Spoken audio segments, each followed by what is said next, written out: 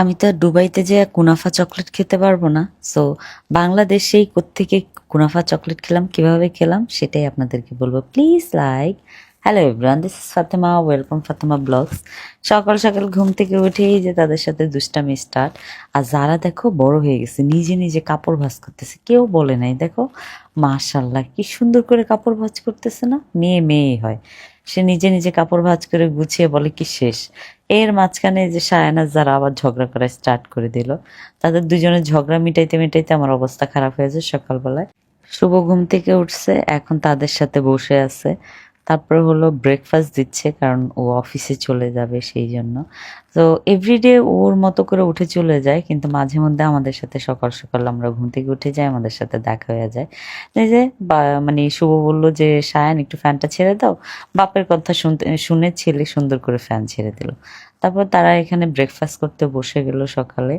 এখন সায়ানের কথা হলো যে আমাকেও ব্রেকফাস্ট দাও, তারপর তাকে দেওয়া হলো, আবার জারাকেও দেওয়া হলো। তো দুইজন সবাই মিলে খাবার দাবার খেয়ে শুভ অফিসে চলে গেল। এই যে সুন্দর করে রেডি হয়ে, সুন্দর লাগছে না মাশাল্লাহ। তারপর আমার এখানে গরুর বট চলে আসলো, আজকে হলো একটু গরুর বট রান্না করবো বাসায় ভাবছি। তা আমি বসে বসে বারান্দাতে গরুর বট কাটতেছি, ঘরে কাটলে গন্ধ হয়ে যায়, সেই জন্য চলে গেলাম বারান্দায়। বারান্দায় বসে বসে কাটতেছি, আমার হেল্পিং হ্যান্ড আছে।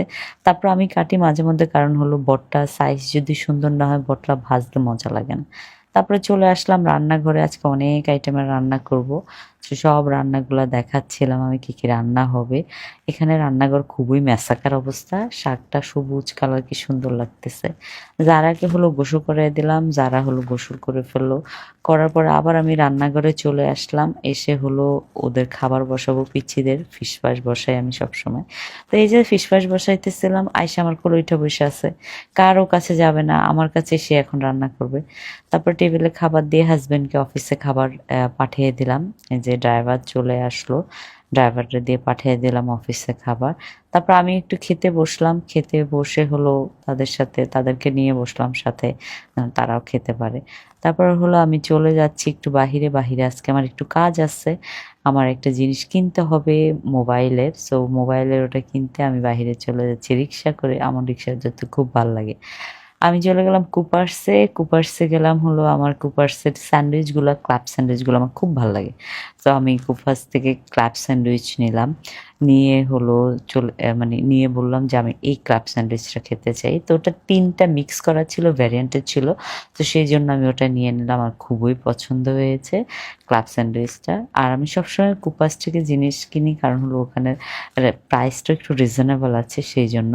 তারপরে আমার কাজ শেষ করে চলে গেলাম বনানীতে। এই যে আমার মানে এইখানকার ফুচকা, ওলের ফুচকা আমার খুবই ফেভারিট। তারপর হলো এই যে আমি একটা প্ল্যাটার নিয়ে নিলাম। এখানকার সবচেয়ে বেশি পছন্দের হলো চিজ ফুচকাটা। কে কে খেয়েছেন অবশ্যই কিন্তু কমেন্ট সেকশনে বলবেন, ঠিক আছে?